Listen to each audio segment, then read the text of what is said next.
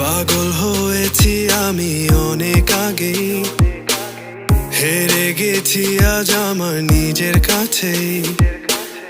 কিছু বোঝে না দু চোখ তুমি ছাড়া, সব হারাতেও রাজি পেতে তোমাকে। ঝড় হয়ে দিলে সব ধ্বংস করে ক্ষত দেখাবো কাকে? পারবে না থামাতে কেউ আমাকে, সব শেষ করবো নিজের হাতে। প্রতি নিঃশ্বাসে নাম তোমার লেখা আমার মনের ভেতরে।